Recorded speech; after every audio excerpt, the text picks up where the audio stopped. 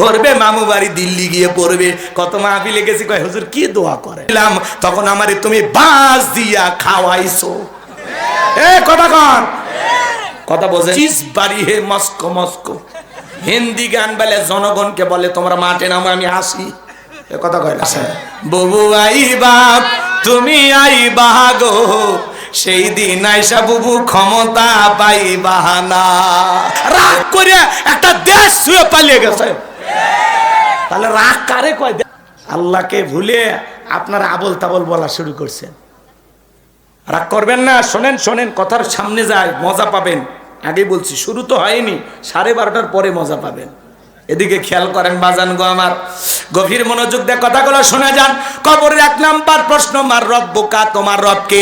এই দুনিয়ার জমিনে যারা রবের গোলামি করেছে, খাঁটি আমল করেছে, নেক আমল করেছে, মুমিন মুত্তাকি বান্দা যারা, খাঁটি মুসলমান যারা রবের গোলামি করেছে, যারা 5 ওয়াক্ত সালাত আদায় করে যায়, যারা রবের সাথে যাদের সম্পর্ক ছিল, কোরআনের সাথে যাদের সম্পর্ক ছিল, যারা হলো আল্লাহর খাঁটি মুমিন মুত্তাকি বান্দা, নেক আমল করবে, খাঁটি মুসলমান হয়ে কবরে যাবে, তাদেরকে যখন প্রশ্ন করা হবে মান রব্বুকা, ওই নেককার মুমিন বান্দারা উত্তর দিয়ে বলবে রব্বি আল্লাহ, রব্বি আল্লাহ, আমার রব আমার আল্লাহ। আল্লাহু আকবার বলে।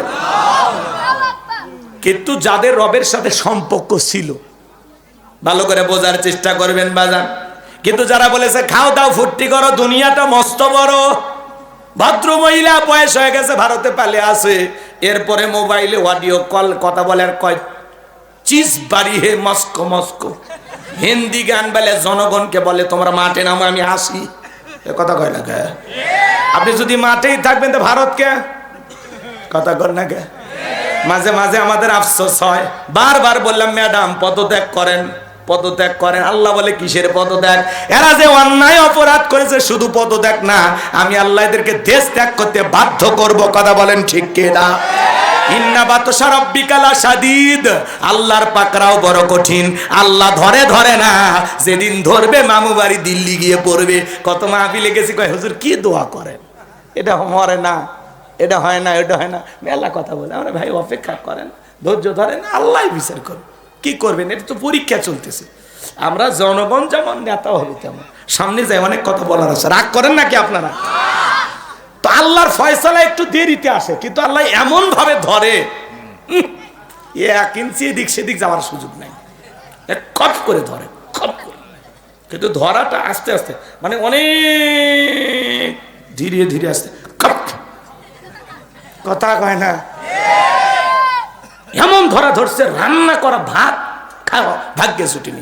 জাতির জন্য একটু ভাষণ দিবে, দুঃখের কথা বলবে, স্বজন হারানোর ব্যথা, এই শেষ ডায়লগটা উনি দিতেই পারেনি। কিছু না হলে এটা কয়ে যেত না। কি কর, আজকে সেই ধানমন্ডি নিচে আয়না ঘর খুঁজে পাওয়া যাচ্ছে। হ্যাঁ, একজন ভিডিও করতেছে, মানুষের চোখ পাওয়া গেছে, চুল পাওয়া গেছে। কথা কন, কি মনে করছেন? প্রত্যেকটা ইটে মানুষের রক্তের গন্ধ পাওয়া যাচ্ছে।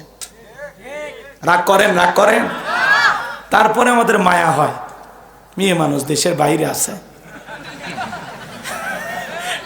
আসেন এই দেশে, আসেন এই দেশ আপনার বাবা, এই দেশ আপনার স্বামীর, আপনি আসেন। মাঝে মাঝে যে চট করে ঢুকতে চাই, আমরা বলবো যাওয়ার আগে বলে যাননি, আসার আগে এত অভিনয় করার দরকার নাই, যে দিক দিয়ে মন চায় আপনি আসেন। এই দেশের 18 কোটি মানুষ আপনাকে স্বাগতম জানার জন্য অপেক্ষা করতেছে। আপনি আসেন। ববু আই বাপ তুমি আই বাহাগো, সেই দিন আইসা বুবু ক্ষমতা পাই বাহানা। ও বুবু আই বাপ তুমি আই বাহাগো, সেই দিন আইসা বুবু ক্ষমতা পাই বাহানা। খোঁজ নাই বহু কাদের কাকার, অবস্থা খারাপ দরবেশ বাবার, হাও নাঙ্কেল এখন সামনে আসে না। নেতা কর্মী সব জেলের ভিতর, আমি আসি ডরের ওপর, কখন জানি আসে গ্রেপ্তারি পরোয়ানা। বুবু আইবা তুমি আইবা গো, সেই দিন আইসা বুবু চিয়ার পাইবা না। ক্ষমতার চেয়ার থেকে নামা সাহস, কিন্তু ওই চেয়ারে ওঠা কঠিন। কথা বলেন। আর আগামীতে আমরা সিদ্ধান্ত নেবার, যাই হোক কোন নারীকে এই দেশের প্রধানমন্ত্রী বানাবো না। আগামীতে যেই দলেরই হোক পুরুষ প্রধানমন্ত্রী চাই, তুই হাত তুলে দেখা। লিল্লাহি তাকবীর। হাত নামান। নারীদের দেখার দিন শেষ। আগামীতে পুরুষের বাংলাদেশ। কথা বলে ঠিক না? পুরুষ হবে আমাদের প্রধানমন্ত্রী, পুরুষ হবে আমাদের নেতা।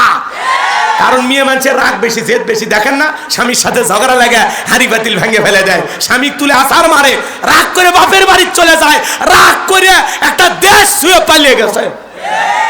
তাহলে রাগ কারে কয় দেখেন। অতএব ঠান্ডা মাথায় চিন্তা ভাবনা করেন ভাই, আগামীতে বুঝে শুনে সিদ্ধান্ত না লাগবে। কথা কন ঠিক কিনা? এই জন্য বাজান গো আমার গভীর মনোযোগ শোনেন। আমি গুনাহগার যে কথা বলতে চাচ্ছিলাম, যারা বলে খাও দাও ফুর্তি করো, দুনিয়াটা মস্ত বড়, পাপের সাগরে হাবুডুবু খেয়েছে, শয়তানের অসহায় পরে মিসগাইড হয়েছে, ভুল পথে পরিচালিত হয়েছে, যারা গুনাহের সাগরে হাবুডুবু খেয়ে গুনাহ করতে করতে গুনাহ করতে করতে কবরে যাবে যারা, তাদেরকে যখন প্রশ্ন করা হবে মার রব্বুকা, আল্লাহর ওই অবাধ্য গোলাম বদকার গুনাহগার উত্তর দিতে পারবে না, ফ্যাল ফ্যাল করে তাকিয়ে থাকবে আর বলবে হাই হাতালা আদ্রি, আপনি কি বলেন আমি বুঝি না। চিন্তা করেন বাজান, তাহলে গুনাহ নিয়ে কি কবরে যাওয়া যাবে? নেক আমল করে আল্লাহর প্রিয় গোলাম হয়ে খাঁটি মুসলমান হয়ে কারা কারা মরতে চান হাত তুলে দেখান।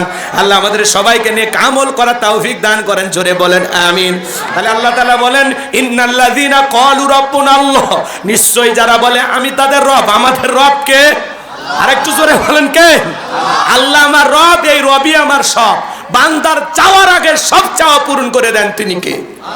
আমার মার চাইতে, বাবার চাইতে, আমার বিবির চাইতে, সন্তানের চাইতে আমার আল্লাহ আমার সব চাইতে আপন।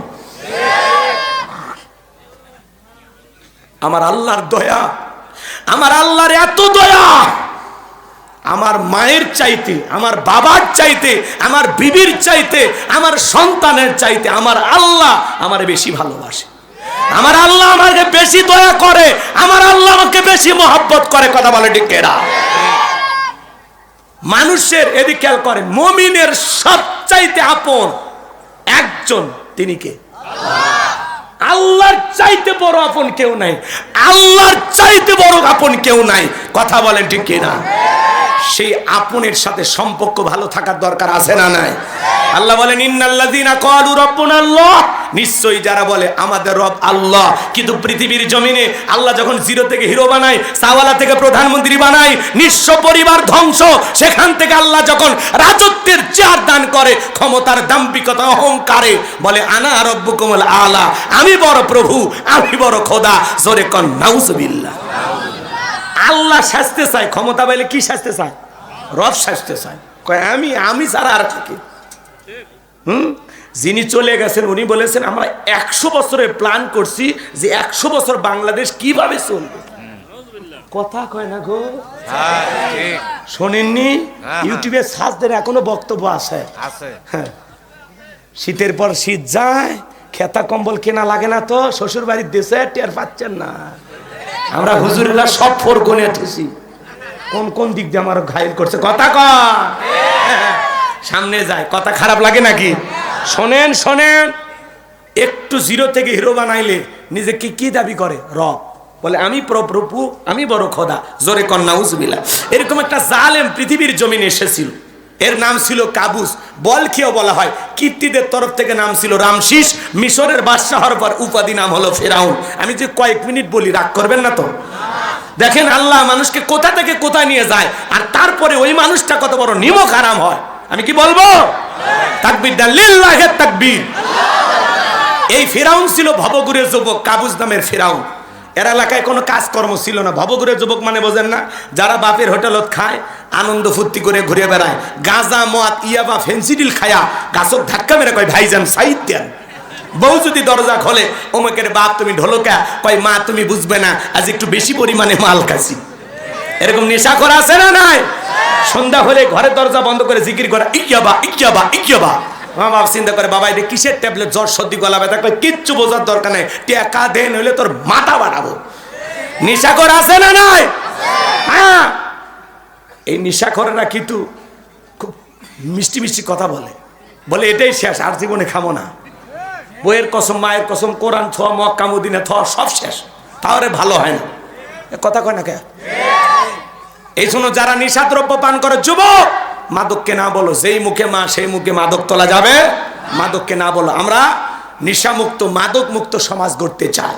যারা ইয়াবা ফেন্সিডিল গাঁজা মদ খান, চেহারার দিকে তাকালে কি মনে হয় শাকিব খান, সালমান খান, কি কমলার মতো চেহারা না? দেখেই বোঝা যায় টোকায় টোকায় কথা কর। আর চেহারা সুরতে তারা প্রকাশ হয় খায় খায় খায়, কি কি কথা কর না কেন? আর যারা ইয়াবা ফেন্সিডিল গাঁজা মদ খায়, সমাজের মানুষ তাদেরকে মূল্যায়ন করে। যারা নিশাদ্রব্য পান করে, ওর বাবা মার জন্য অভিশাপ, বিবির জন্য অভিশাপ, সন্তানের জন্য অভিশাপ, সমাজের জন্য অভিশাপ। কথা বলে ঠিক না? এই মাদক দ্রব্য যারা পান করে, নিশাদ্রব্য যারা পান করে, এরা সমাজটাকে ধ্বংস করে। এজন্য যুবক, হাত তুলে বাধা দাও, জীবনে কোনোদিন মাদক সেবন করবা না। আসো আসো সোনা আসো, হাত তোলো তো কলিজারা। মাশাআল্লাহ, বগুড়ার মানুষ ভালো, এলে খায় না, আজেবাজে জিনিস খায় না। ঠিক আছে, হাত নামাও সোনা। এই যে হাত তুলে বাধা দিলা, ওই ইয়াবা ফেন্সিডিল গাঁজা মদ না খাইয়ে যদি বিয়ে করে থাকো, ওই টাকাটা জমাও। প্রত্যেকটা মাসে বউকে একটা 3 পিস কিনে দিবা, কিছু না হইলে 12টা মাসে 12টা বাসর রাত পাইবা। হ্যাঁ, ওই টাকাটা জমাও, নষ্ট কইরো না। আল্লাহ হেদায়েত দান করেন, জোরে বলেন আমিন। এমনকি যারা বিড়ি সিগারেট খান, ওটা বাদ দেন, ওটা খাইলে গন্ধাই তো ভাল লাগে না। অনেকে মুসাফা করে, পরে নাক যখন চুলকে দিয়ে যায়, আরে কি সেন। আমি চিন্তা করি আরেকজনের সাথে যদি হাতটা দিয়ে মুসাফা করি, ও বলবে হুজুরও খায়। কারণ সেদিন এক ভিডিও দেখা গেল, কি সিসি ক্যামেরা লাগাইছে তো, এক টুপি আল্লাহ না চুপে চুপে পরে গাড়ির সামনে বসে সিগারেট খাচ্ছে। তখন মানুষ এটা আবার ভিডিও করে ছাড়িয়ে দিছে, হুজুর কি সুখ টান মারতেছে। দেখছেন না আপনারা, এক হুজুর রাস্তার ধারে প্রকাশ্যে বিড়ি খাচ্ছে, সিগারেট খাচ্ছে। কেরে পাগলা, খাবুই ঘরের ভিতরে খা, তোর জন্য সব হুজুরের বদনাম। যাকে হুজুর আল্লাহ কি কায়দায় টানতেছে। রাগ করেন নাকি আপনারা?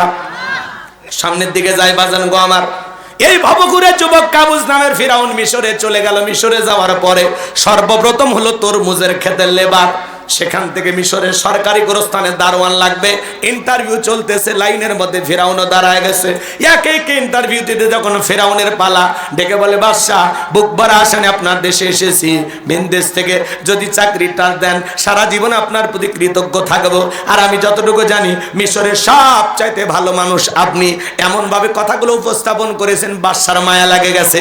কথায় আছে না, তেল দিয়ে বাংলা বোঝে না, পাম দিছে তেল দিয়ে, বোঝেন না, দুষ্ট লোকের মিষ্টি কথা। এমন ভাবে কথাগুলো বলেছেন বাজান গো আমার, বাদশার মায়া লেগে গেছে। স্থানের দারোয়ানের চাকরি দেওয়া হলো। এইবার চাকরি পাওয়ার পরে প্রতি মাসে বেতন পায়। আর মনে মনে চিন্তা করে, এই টাকা দিয়ে তো আমার চলবে না, আমার সাইট ইনকাম করা দরকার।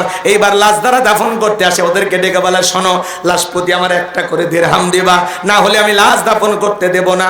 জনগণ চিন্তায় পড়ে গেল, একটা দিরহামের জন্য বাদশার দরবারে বিচার নিয়ে যাব, লাশ পয়সা গলে শেষ হয়ে যাবে, অতএব একটা টাকা যদি পাই ছেলেটাই পাক। এই কথা ভেবে জনগণ একটা করে দিরহাম ঘুষ দেওয়া শুরু করলো। 1 টাকা হইলে ওইটাও কি ঘুষ। কিন্তু বাংলাদেশে কিন্তু কোনো ঘুষ নাই, আছে? জোরে কর, আছে? শোনো, এই দেশটার গল্প করি, দেশটা মনে হয় স্বপ্নপুরী। সুদখোর, ঘুষখোর, মদখোর, জুয়াখোর, হে তাই আসে ভুরি ভুরি, হে তাই আসে ভুরি ভুরি। এ দেশে অসৎ কামাই কেউ করে না, তবে ঘুষের টাকা পেলে কেউ তো ছাড়ে না। টেবিলের নিচে দিয়ে হাত বাড়িয়ে কালো টাকাটা নাই সারিয়ে, করছে ওরা বড় দেশের চুরি, করছে ওরা বড় দেশের চুরি। শোনো, এই দেশটার গল্প করি, আছে না নাই? একটা চাকরির জন্য 10 লাখ 15 লাখ 20 লাখ টাকা ঘুষ উপরালা দেওয়া লাগে। উপরালা বলতে কি ফেরেশতা এসে নিয়ে যায়? এদেশের চেয়ার টেবিল পর্যন্ত ঘুষ খায়। কথা বলে ঠিক কিনা? হ্যাঁ, রাগ করবেন না বাজান, সামনের দিকে যায়। এইবার জনগণ একটা করে দিরহাম ঘুষ দেওয়া শুরু করলো। আল্লাহর খেলা বোঝা বড় দায়। ওই জামান আল্লাহ একটা মহামারী দিলেন, নাম হলো ডায়রিয়া, কলেরা। 2020 সালে মার্চ মাসে আল্লাহ পুরো পৃথিবীবাসীকে একটা মহামারী দিয়েছিলেন, নাম হলো কি করোনা। কি নাম? ধরো না, শুয়ো না, নাম হলো করোনা। স্বামীর করোনা হয়েছে, স্ত্রী কাছে যায় নাই। বাবার করোনা হয়েছে, সন্তান কাছে যায় নাই। বাবা হাসপাতালে করোনা রোগীতে আক্রান্ত হয়ে মারা গেছে। বাবার লাশটাও দেখতে যায়নি। বাবার সম্পত্তি ভালো লাগে, বাবার টাকা ভালো লাগে, কিন্তু মৃত বাবার কবরে এক মুঠো মাটিও দেয়নি। মায়ের কারণে ধরা পড়েছে, জঙ্গলে ফেলে আসছে, কথা কর। বোনের কারণে হয়েছে আর এক বোন দেখতে যায়নি, ভাইয়ের কারণে হয়েছে আর এক ভাই দেখতে যায়নি। এরকম হয়েছে কিনা বলেন? বন্ধুর কারণে হয়েছে আর একটা বন্ধু দেখতে যায়নি, স্বামীর কারণে হয়েছে স্বামী আলাদা রুমে, বউ আলাদা রুমে, ভাঙ্গা একটা প্লেটে কিছু খাবার সাজাইয়া বাঁশ একটা লম্বা একটা লাঠি দিয়া আস্তে করে স্বামীর ঘরে ঠেলে খাবার ঢুকে দিয়েছে। স্বামী আর সুস্থ হওয়ার পরে স্বামীর কাছে যায় বউ তখন বলতেছে, জোসনার বাপ, আমি যে তোমারে কত ভালোবাসি তুমি জানো না। আসল দিয়ে মুখটা মুছে দেয়ার বলে, শোনো, তাহাজ্জুদ পড়ে পড়ে দোয়া করেছে, আল্লাহ আমার স্বামীর হায়াত তুমি বাড়ায়া দাও। স্বামী তখন মনে মনে বলে, বউ রে, আমারে যে কত ভালোবাসিস আমার জানা হয়ে গেছে। আমি যখন রুগী ছিলাম মাঝে মাঝে মনে হইতে এই বুঝি জানালা খুলে দুইটা মিষ্টি কথা বলবি, এই বুঝি দরজা খুলে আমার সাথে এক নজর দেখা করবি, কিন্তু না রে বিবি, না, আমার সাথে দেখা করলি না। মোবাইলে তোর ছবি ছিল, সেগুলো দেখেছি আর চোখের পানি ছেড়ে দিয়ে কান্না করেছি। আমার যে তুমি কত ভালোবাসো তার প্রমাণ আমি পাইছি। আমি যখন করোনা রোগী ছিলাম তখন আমারে তুমি বাঁশ দিয়া খাওয়াইছো। কথা কন, কথা বোঝেন নাই? এই করোনা মহামারী ছোটখাটো মিনি কিয়ামতের মতো ঘটে গেছে। এই করোনা মহামারী বুঝে দিয়েছে দুনিয়াতে কেউ কারো আপন না। আপনি কি মনে করেন বাজান আপনি মারা গেলে সব থেমে যাবে? দৌড় মিয়া, ভুল ভাবো না। ওই যে একটা বিয়ের ভিডিও ভাইরাল হয়ে গেছে, আপনারা দেখেছেন, পাশে লাশ আর পাশে বিয়ের খাওয়া দাওয়ার আয়োজন চলতেছে। আপনার লাশ রেখে মানুষ সেদিনও ভাত খাবে, আপনার লাশ রেখেও গরু জবাই করে রান্না হবে। আপনি কি মনে করেন আপনার জন্য দুনিয়াতে কোনো কিছু থেমে থাকবে না? এ স্বার্থপর দুনিয়াতে কেউ কারো আপন না। আপনি খামাকাই বউ বাচ্চার টেনশনে অনেক কিছু করতেছেন, দূর মিয়া, মরে গেলে সব আপন গতিতে চলবে। কথাকে বোঝেন? এই জন্য বাজান বউ বাচ্চা সংসার দুনিয়া প্রাধান্য দিতে গিয়া আমরা আল্লাহকে ভুলে গেছি। এজন্য আসুন আমরা আখিরাতকে টার্গেট করি, দুনিয়াকে ফেলাইয়া দেই। যতটুকু না হলেই নয় ততটুকু নিয়ে চলার চেষ্টা করি। রাগ করেন আপনারা? মন খারাপ করবেন না বাজান। এজন্য স্বার্থের দুনিয়া কেউ কারো আপন না। পাশেই লাশের খাটিয়া আর পাশেই বিবাহের খাবার আয়োজন চলতেছে। তার মানে কি বুঝলেন? আপনার আমার জীবনে এমনটা পরিণত হতে পারে, হঠাৎ করে আমি মারা গেলাম, সেই দিন আমার ছেলের বা মেয়ের বিয়ে হতে পারে, পারে কিনা বলেন? তাহলে আমার লাশটা দুনিয়াতে রেখেই মেহমানদারি চলবে। সবাই বলে করে মারাই তো গেছে, কিছুক্ষণ পরে কবর দিলে কি এমন ক্ষতি হবে? দুপুরের খাওয়াটা খাইয়াই নেই। কথা বলেন? আপনি যেদিন মারা যাবেন আপনার সন্তানেরা সেই দিন হয়তো বা খাবে না, পরের দিন থেকে ঠিকই খাবার শুরু করবে। কথা বলেন ঠিক কে না? এই জন্য বাজার দুনিয়া ক্ষণিকের, দুনিয়া চিরকাল থাকার জায়গা না। স্বার্থপর দুনিয়াতে কেউ কখনো চিরকাল বেঁচে থাকবেন না। চলেন না বাজান সামনের দিকে যাই। আমি যে কথা বলতে চাচ্ছিলাম, ওই তখন মহামারীতে ডায়রিয়া কলেরাতে হাজার হাজার মানুষ মারা যায়, আর গোরস্থানে লাশ দাফন হয়। লাশ দাফন করতে করতে এত টাকার মালিক হয়ে গেল, টাকা রাখার কোনো জায়গা নাই। বাদশার দরবারে চলে গেল, বাদশা আমার কাছে কিছু টাকা পয়সা হয়ে গেছে, এলাকায় যারা গরিব মানুষ আছে খাজনা দিতে পারে না, দুঃখী মানুষ আছে খাইতে পারে না, আমি তাদের খাজনা পরিশোধ করে দিব। বাদশা ডেকে বলে, বাবা এ তো ভালো উদ্যোগ, তোমার মতো ছেলে ঘরে ঘরে জন্ম নেওয়া দরকার। ঠিক আছে, টাকাগুলো নিয়ে আসো। রাজ্যের ভিতরে ঢোল পিটায় খবর দেওয়া হলো, রাজ্যের ভিতরে কারা গরিব আছো খাজনা দিতে পারো না, বাদশার দরবারে চলে আসো, গোরস্থানের দারোয়ান তোমাদের খাজনা পরিশোধ করে দিবে। এইবার হাজার হাজার মানুষ লাইনের মধ্যে দাঁড়ায় গেছে, আর গোরস্থানের দারোয়ান ওই টাকাগুলো দিয়া জনগণের খাজনা পরিশোধ করে দিচ্ছে। ওই যে কথায় আছে না, মাছের তেল দিয়া মাছ ভাজে, টাকা কি ফিরাউনের না জনগণের? খাজনা পরিশোধ করে দিল। সমস্ত জনগণ জায়ের বলে, আহারে রাজ্যের বাদশা যদি এই ব্যক্তি না হয় গোরস্থানের দারোয়ানটা হইতো, না জানে আমাদের কপাল খুলে যেত। নির্বাচনের আগে একটু জনসেবামূলক কাজ করার দরকার আছে না নাই? আমার এলাকায় এক নেতা কাঁচা মাটি রাস্তায় ইট পেরে দিচ্ছে, মানুষজন যায় বলে, বাবা এখনো তো নেতা হন, ইট পারতেছ, ব্যাপারটা কি? তখন বলে, শোনেন, বৃষ্টি হওয়ার পরে কাদা হয় যেই পরিমাণে, আপনাদের ছেলে মেয়ে স্কুলে যাইতে পারে না, আপনারা হাটে বাজারে যাইতে পারে না, মাঝে মাঝে আপনাদের কথা মনে হলে রাতে আমার ঘুম আসে না। আপাতত কাঁচা রাস্তায় ইট পারিয়া দিয়ে গেলাম, আর ভবিষ্যতে আমার মার্কায় সিল মেরে যদি একবার এলাকার নেতা বানাই দিতে পারেন, আমার 1 নাম্বার টার্গেটে কাঁচা রাস্তা পাকা করে দিব।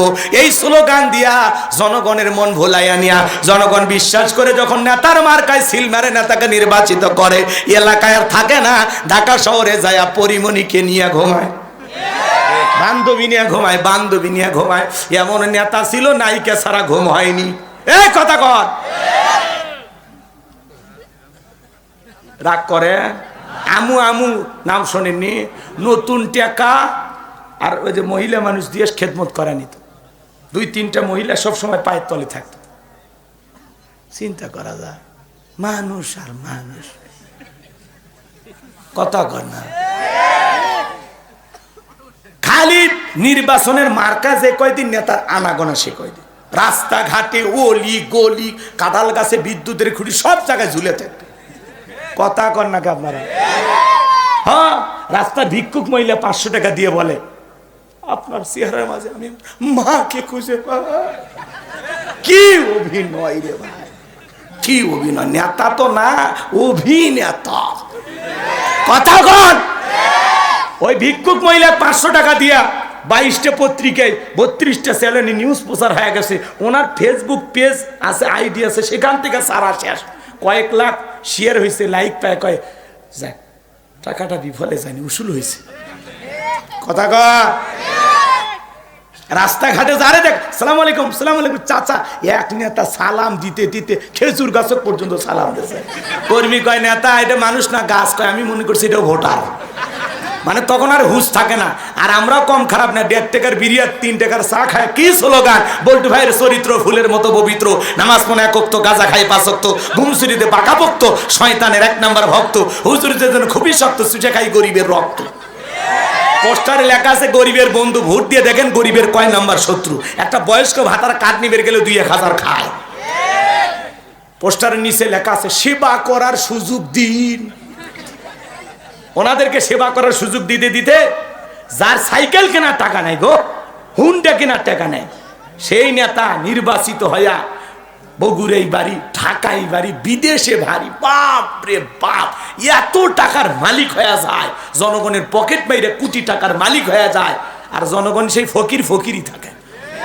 আমাদের ভাগ্যের উন্নয়ন হয় না তো। কথা না রাগ করে, দুঃখের কথা, কষ্টের কথা। আমি কি কারো নাম নিছি? কি দরকার, কি দরকার? নাম নিলেই বিপদ। অতএব মার হবি, সাউন্ড হবে না। কথা কর। রাগ করেন নাকি আপনারা? এই জন্য আমাদেরকে পরিবর্তন হওয়া লাগবে, সিদ্ধান্ত নেওয়া লাগবে নতুন করে। যাত্রার কথাই ভোলা যাবে না। এক পাগল তেঁতুল গাছে নিয়ে হাত তুলে বলে আল্লাহ এই তেঁতুল গাছে রাজশাহীর ফজলি আম দে, রংপুরের হাড়িভাঙ্গা দে, চাপাই নবাবগঞ্জের কাটিমন দে, নওগাঁ পাহাড়ের আমরুপালি দে। আল্লাহ বলে পাগল রে, চোখটা খুইলা দেখ কোন গাছের নিচে দোয়া ধরেছিস। তেঁতুল গাছের নিচে দাঁড়ায়া আম চাইলে কিয়ামত পর্যন্ত যেমন পাওয়া যাবে না। নির্বাচনের আগে 500 টাকা 1000 টাকা চা বিড়ি খায়া ভোটটা বিক্রি কইরা, পবিত্র আমানত বিক্রি কইরা, উমরের মতো নেতা চাইলে দেশে পাওয়া যাবে না। আপনি যখন বলেন আল্লাহ এ দেশের নেতাদেরকে উমরের মতো বানায় দাও, আল্লাহ তখন বলে এই উমরের দেশে থাকার মতো জনগণ হতে পেরেছিস? আপনি যেমন আপনার নেতাও তেমন। আপনি 1 নাম্বার, নেতা 1 নাম্বার। আপনি 2 নাম্বার, নেতা 2 নাম্বার। আপনি বাটপার, নেতা হবি বিশ্ব বাটপার। আপনি সিটার, নেতা হবি আন্তর্জাতিক সিটার। কথা আপনি আগে ভালো হন, গাছের গোড়া ঠিক মাথা ঠিক। আপনারা সিদ্ধান্ত নিতে পারবেন, তালুকদার বংশের মতো কলিজাটা যদি বড় হয়, হাত তুলে বাধা দিতে পারবেন যে হুজুর নির্বাচনকে কেন্দ্র করে জীবনে কোনোদিন একটা চাকরি খাবো না, 1 টাকা নেব না। হাত তোলেন তো দেখি। হ্যাঁ, সৎ যোগ্য সমাজের নির্ভীক আমানতদার আল্লাহওয়ালা নেককার যারা মসজিদের ইমাম, তারাই হবে সমাজের ইমাম। কথা বলে ঠিক না?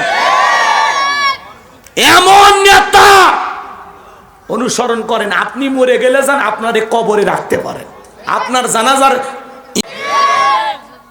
চলেন সামনের দিকে যায়। রাগ করেন করলেই বাকি, চলেন না বাজান। মন খারাপ করবেন না। সমাজ পরিবর্তন করতে হলে আপনাকে আমাকে সুন্দর ভূমিকা পালন করা লাগবে। খালি লাফালাফি করলে হবে না। 53 বছর লাফালাফি করে চলে গেছে বাজান। সামনে যা করব পা ফেলার আগে 36 ঘন্টা দাঁড়িয়ে থেকে চিন্তা করব, কি করব, কি করা যায়, কি করি, কি করি, কি করি, চিন্তা করে পা ফেলবেন।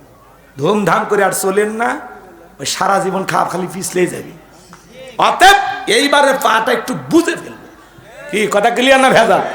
কোন টেন্ডার বা সাদাবাজ সমাজের নেতা বানায় লাভ আছে? ভালো মানুষ দরকার, সৎ মানুষ দরকার, আল্লাহওয়ালা দরকার, আমানতদার দরকার, দেশ দরদি দরকার। যারা লক্ষ লক্ষ কোটি টাকা দুর্নীতি করে বিদেশে পাচার করবে ওদেরকে নেতা বানায় কোনো লাভ নাই। কথা কোন ঠিক? বিপদে পুরো দেশ ফেলায় চলে যায়। আছে এমপি মন্ত্রী আছে, সব পালিয়ে গেছে। চলেন সামনের দিকে যাই, একটু বলবো নি, রাগ করে না। যুবক মন খারাপ করতেছো শোনা, তোমাদের জন্য স্পেশাল কিছু কথা বলবো ইনশাল্লাহ। মা বোন যারা আছেন নিরাশন না মা, আপনাদের জন্য কিছু বরাদ্দ আছে ইনশাল্লাহ।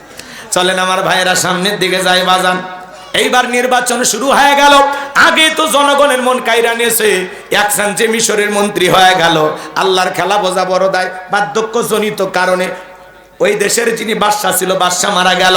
নির্বাচন করার আগে ফেরাউন সমস্ত জনগণকে ডেকে বলে, শোনো, রাজ্যের বাদশা মারা গেছে, বাদশা ছাড়া একটা দেশ চলতে পারে না, তোমরাই বলো মিশরের বাদশা হবে কে?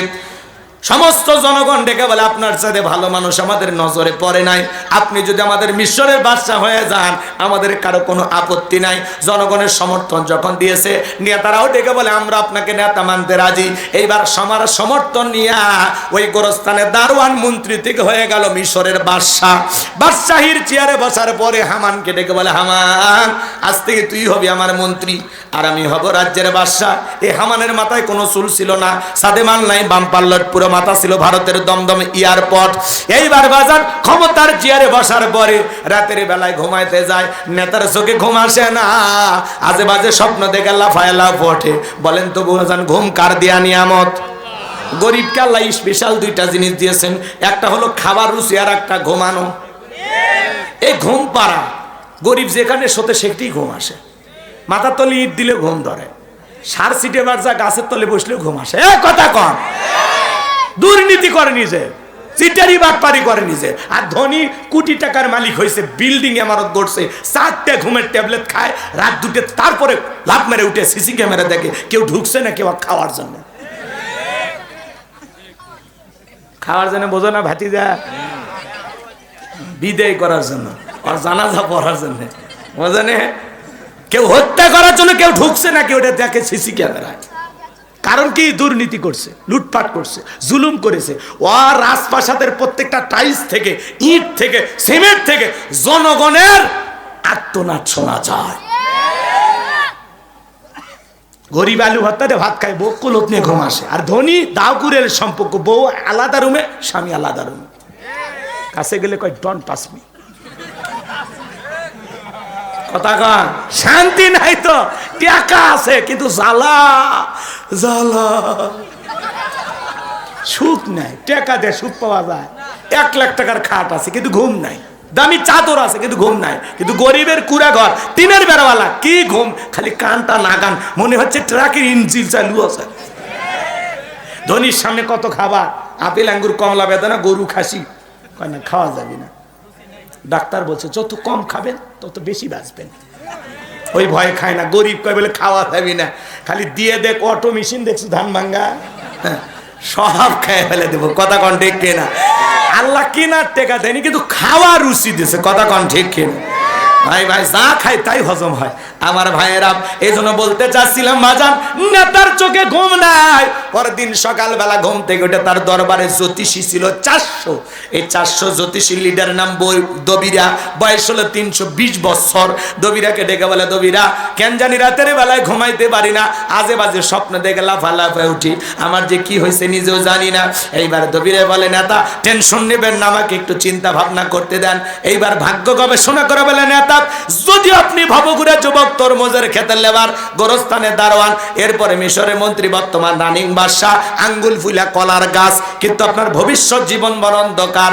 আগামী 3 মাসের মধ্যে বনি ইসরাইল সম্প্রদায়ের ভিতরে মুসা নামের একটা ছেলে জন্মগ্রহণ করবে। ওই মুসার কারণে রাজত্ব পাওয়ার ক্ষমতা থাকবে না নেতারে, এমনকি আপনার জীবন যাওয়ার সম্ভাবনাও দেখা যায়। এই কথা শোনার পরে ফিরাউনের মাথা ঠান্ডা না গরম? গরম মানে কাঠখড় ফোরায় ছিলাম কই, আসলাম কই, না জানি ভবিষ্যতে আরো কত কিছু হই। একটা ছেলের কারণে রাজত্ব থাকবে না, এটা তো মানা যাবে না। দবিরা যদি বলতো মুসা আসবে, খানকা বানায় পয়সা পয়সা জিকির করবে, ফিরাউন চাইলে সরকারি খরচে খানকা বানায় দিতে পারতো, কিন্তু মুসা আসবার ক্ষমতা খাইতে আর জীবন শেষ করতে, এজন্য টেনশনে পড়ে গেল। আজও পৃথিবীর জমিনে তাকায় দেখেন, বাংলাদেশের দিকে তাকায় দেখেন, যারা খানকায় বসে হু হু করে, জিকিরের নামে লাফালাফি করে, রং তামাশা করে, ভণ্ডামি করে, ওদেরকে টার্গেট করা হয় না। কিন্তু যারা আল্লাহর জমিনে আল্লাহর দ্বীনকে প্রতিষ্ঠিত করতে চায়, কোরআনের সমাজ ব্যবস্থা কায়েম করতে চায়, হক কথা বলে, তাদেরকে টার্গেট করে করে ভিতরে ঢোকানো হয়। সামনের দিকে যাইবা জানগো আমার। এইবার হামানকে ডেকে বলে, হামান রে, দবিরা কি বললো, মুসা নামের একটা ছেলে আসবে, তার কারণে রাজত্ব পাওয়ার ক্ষমতা থাকবে না, এটা তো মানা যায় না। হামান ডেকে বলে, না, তার টেনশন নেবার কোনো কারণ নাই, মাইট ইজ রাইট, জোরজার মূল্য তার, পাওয়ার রাজত্ব ক্ষমতা আমাদের হাতে, আমরা যা বলবো মিশরের জনগণ তাই মানতে বাধ্য। বলে, কি করতে চাস? বলে, শোনো, যত ছেলে সন্তান জন্মগ্রহণ করবে জবাই করে করে দুনিয়ার জমিন থেকে বিদায় করে দেব, তাহলে আপনার শত্রু মুসার জন্ম হবে না। এই কথা শোনার পরে ফিরআউন ডেকে বলে, হামান রে, আসলে তোর মাথায় বুদ্ধি আছে, তবে শোন, ছেলেগুলোকে জবাই করবি, মেয়েগুলোকে জবাই করবি না, কারণ ছেলেদের মধ্যে আমার শত্রু আছে, মেয়েদের মধ্যে কোনো শত্রু নাই। তার মানে চোর হলেও মানুষ ভালো, মোবাইল নিয়ে গেল আর সিম কার্ড খুলে দিয়ে গেল, কথা বলেন ঠিক কিনা? এইবার সন্তান জবাই করা শুরু হয়ে গেল। মুসা মাত্র কয়জন? জোরে বলেন ভাই, ভয় পাচ্ছেন? তাকবীর দেন তো, লিল্লাহি তাকবীর। মুসা হলো একজন, আর জালেমেরা দেখবেন অপরাধ করবে একজন, আর সেই অপরাধের শাস্তি পুরো জাতির উপরে চাপায় দেবে, কথা বলেন ঠিক কিনা? এ বাজান গো আমার, সন্তান জবাই করা শেষ হয়ে গেল। 3 মাস পার হওয়ার পরে দবিরাকে দেখে বলে, দবিরা, এইবার গবেষণা করে দেখো, আমার পথের কাটা মুসা মরল না বাঁচলো? দবিরা গবেষণা করে বলে, 3টা বর্ণনা পাওয়া যায়, কেউ বলেছেন 20,000, কেউ বলেছেন 24,000, কেউ বলেছেন 80,000। ডেকে বলে, নেতা, হাজার হাজার বনি ইসরায়েল মায়ের বুক খালি কইরা যদিও সন্তানগুলোকে বিদায় করে দিয়েছেন, কিন্তু আপনার পথের কাটা মুসা এখনো মরে নাই, মরে নাই, মায়ের কোলে জীবিত আছে, সুস্থ আছে, কিন্তু কোথায় আছে, কোন বাড়িতে আছে, এইটা বলার ক্ষমতা আমাদের নাই। বলুন আল্লাহু আকবার। ওয়া মাকারু ওয়া মাকারাল্লাহ ওয়াল্লাহু খায়রুল মাকিরিন। খেলাকার আল্লাহ চাই মুসারে বাঁচাইতে, আর ফিরাউন চাই মারতে। ওর 14 গোষ্ঠী এক জায়গায় মারতে পারবে না। এইবার ফিরাউন সেনাবাহিনীকে লেলিয়ে দিল, যাও চতুর্দিকে ছড়িয়ে পড়ো, তল্লাচি চালাও, চিরুনি অভিযান চালাও, যে জায়গায় মুসারে পাইবা ধরবার, জবাই করবা। একদল সেনাবাহিনী মুসা নবীর বাড়ির দিকে রওনা করেছেন। মুসা নবীর বড় বোন নাম তার মারিয়ম, ডেকে বলে, মা, ওই যে ফিরাউনের সেনাবাহিনী দেখা যায়, মা, আর বুঝি ভাইকে বাঁচানো গেল না, ভাইকে কই লুকিয়ে রাখবা? সন্তানকে কোলে নিয়ে দিক সেদিক দৌড়ায়। কে যেন ইলহামের মাধ্যমে গাইবি আওয়াজ দেয়, বলে, মুসার মা, আর কতদিন জালেমদের ভয়ে এইভাবে সন্তানে দৌড়াইতে থাকবা? শোনো শোনো, ওই সন্তানটাকে চুলার ভিতরে ফেলায়া দাও, কথা দিলাম গো, তোমার সন্তানকে আবার তোমার কোলে ফেরায়া দেব। এইবার জালেমের বাহিনীরা আসলেন, সেনাবাহিনী চতুর্দিক দিয়ে ঘেরাও করলেন, পুরো বাড়ি তল্লাশি চালাইলেন, সার্চ করলেন, তন্ন তন্ন করে খুঁজে চলে গেল, সন্তানকে তারা পেল না। এইবার মুসা নবীর মা চুলার ভিতরে তাকায় দেখে, মুসা নবী চুলার ভিতরে পড়ে মুস্কি মুস্কি হাসে। বলুন না সুবহানাল্লাহ। অনেক ঘটনা লম্বা বাজান, সংক্ষিপ্ত করে একটু বলে দিয়ে যায়। সন্তানকে কোলের মধ্যে নিয়ে গালে মুখে চুমে খায়, আবারও কে যেন গায়ে দিয়ে আওয়াজ দেয়, বলে, মুসার মা, সিন্ধুক একটা বানায়া দরিয়ার বুকে ভাসায় দাও, কথা দিলাম গো, তোমার ছেলেকে আবারও তোমার কোলে ফেরা দেব। জোরে বলেন মারহাবা। সিন্ধুক পাবেন কোথায়? টেনশনে পড়ে গেল। পরের দিন সকালবেলা কে যেন ডাক দেয়, মিস্ত্রি লাগবে মা। আমি মিস্ত্রি, কথা বোঝেন নাই? এরকম ডাকায় না? ম্যাজিক মশুরি লাগবে, মাছ লাগবে, তরি তরকারি লাগবে, ডাকে না? ডাকে না? ওইরকম ডাকতেছে, মিস্ত্রি লাগবে মা, মিস্ত্রি লাগবে। মুসা নবীর মা ডেকে বলে, মিস্ত্রির দিকে আসো। জীবনে কোনোদিন এইভাবে কেউ ডাক দেয় নাই, তুমি কিসের মিস্ত্রি, কি বানাইতে পারো? মিস্ত্রি ডেকে বলে, মা, আপনি যদি মনে করেন এমন একটা সিন্ধুক আপনার দরকার, যে সিন্ধুকের ভিতরে আপনার সন্তানকে তুলে দরিয়ার বুকে ভাসায়া দিবেন, আপনি চাইলে এরকম একটা সিন্ধুক বানায় দিতে পারে। মুসা নবীর মা ডেকে বলে, মিস্ত্রি, তুমি তো আমার মনের কথা বলেছো, এরকম একটা সিন্ধুক তো আমার দরকার। ডেকে বলে, মা, ভিতর থেকে একটু পানি নিয়ে আসেন, যন্ত্রপাতি আছে, ধার দেবার জন্য পানি লাগতে পারে, আবার না হলেও চলবে। মুসা নবীর মা ভিতর থেকে পানি নিয়ে এসে দেখে মিস্ত্রি একটা সুন্দর সিন্ধুক বানায়া দাঁড়িয়ে আছে। বলুন আল্লাহু আকবার। এবার সিন্দুকটা হাতের মধ্যে দিয়ে মিস্ত্রি দৌড়ায়, পিছন থেকে ডেকে বলে, মিস্ত্রি লোহার পয়সাকে নিবা না, কাঠের পয়সাকে নিবা না, তোমার পারিশ্রমিকের দামকে নিবা না। মুসা নবীর মার কথা শুনে মিস্ত্রি ডেকে বলে, মা দুনিয়াতে যারা বিপদে পড়ে আমি তাদের উপকারে করি, বিনিময়ে টাকা পয়সা গ্রহণ করি না। মুসা নবীর মা এইবার ডেকে বলে, মিস্ত্রি এত বড় বিপদের দিন এত বড় উপকার করলা, লোহার পয়সাও নিবা না, কাঠের পয়সাও নিবা না, তোমার পারিশ্রমিকের দামটাও নিবা না, অন্তত তোমার নামটা বলে যাও, মাঝে মাঝে তোমার কথা মনে হলে আমি আল্লাহর কাছে তোমার নামে দোয়া করব। মিস্ত্রি ডেকে বলে, মা আমি দুনিয়ার সাধারণ কোনো মিস্ত্রি না, আমি আল্লাহর ফেরেশতা, আমার নাম হলো জিবরাইল। আল্লাহু আকবার।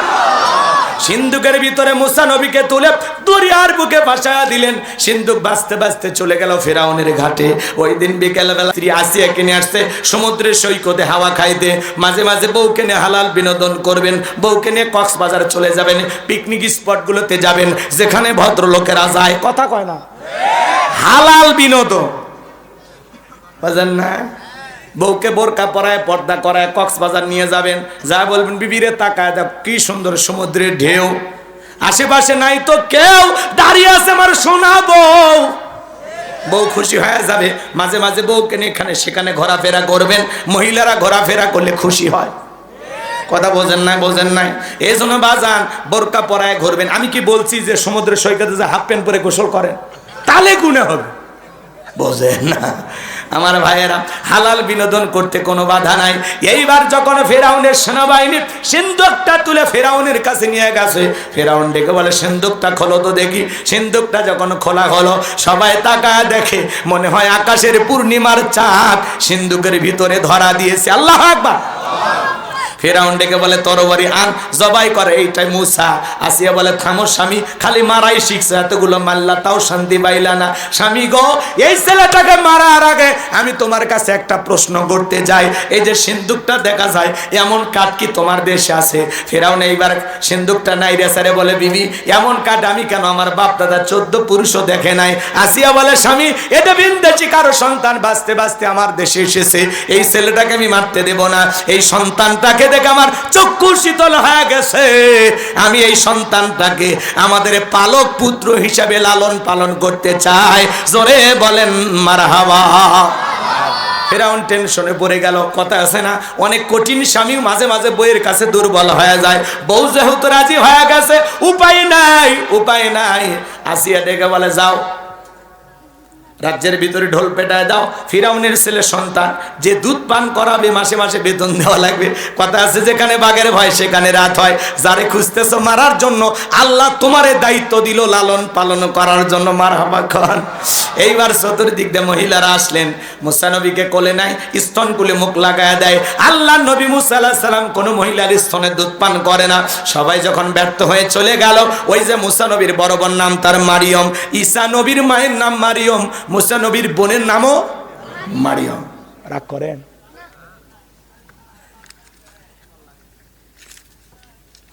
বিরক্ত হয়েছেন না?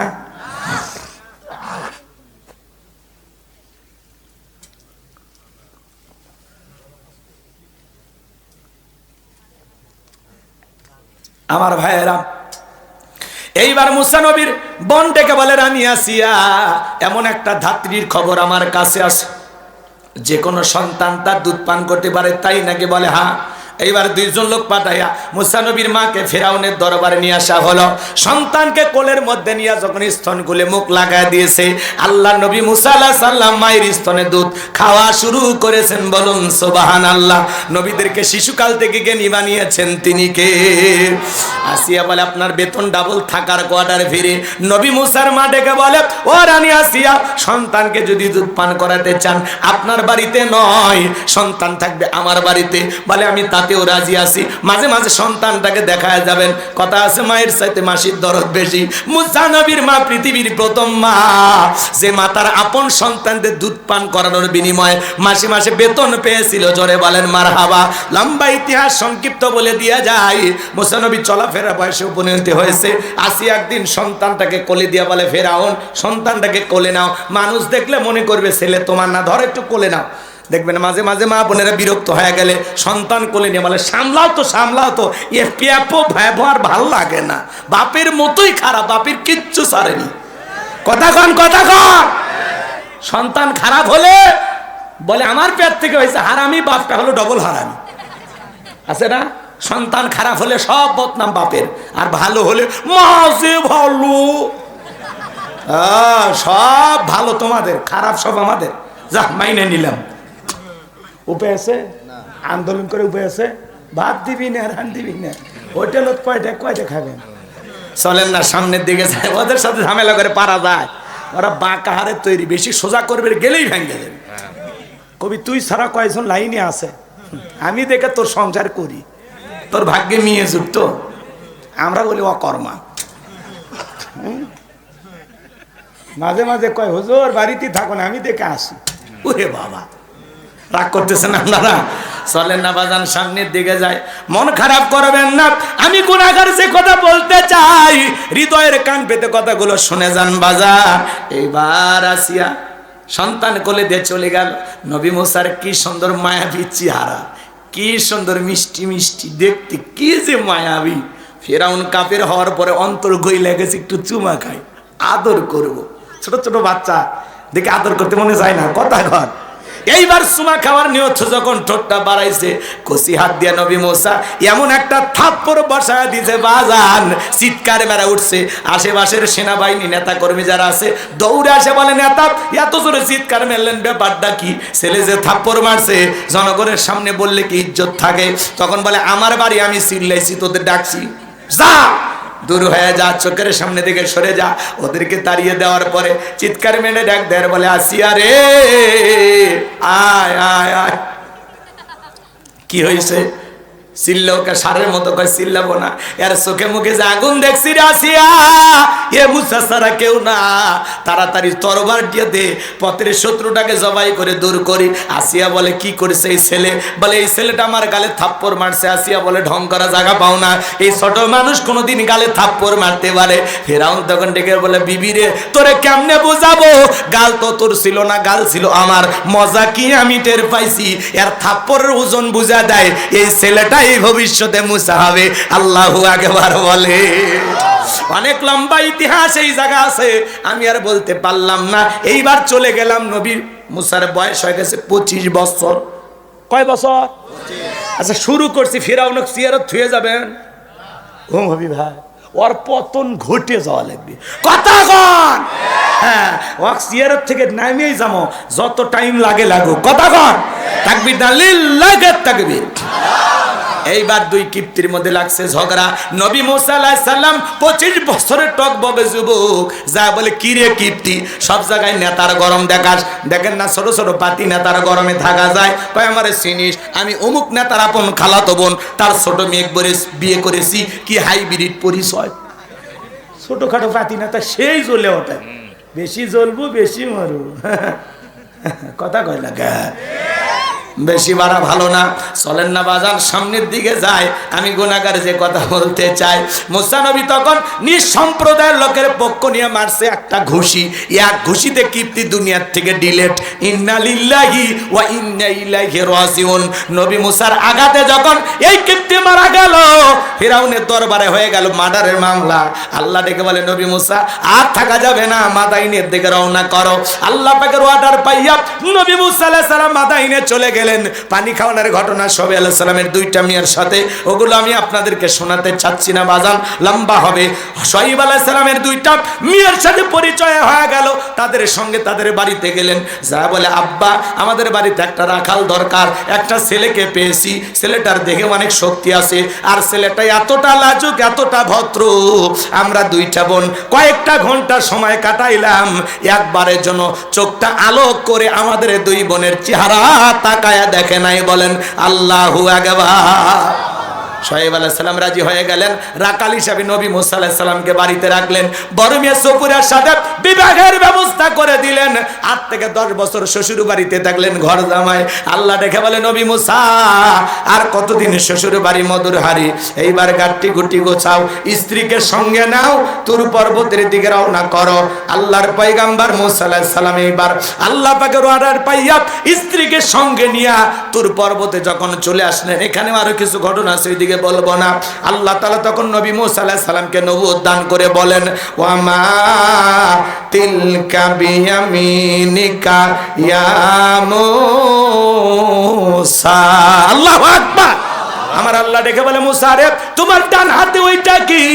আল্লাহর নবী মুসা আলাইহিস সালাম জবাব দিয়ে বলেন, ক্বালা হিয়া আসায়া আতাওয়াক্কাউ আলাইহা ওয়া আহুশু বিহা আলা গনামি ওয়া লিয়া ফিহা মাআরিব উখরা।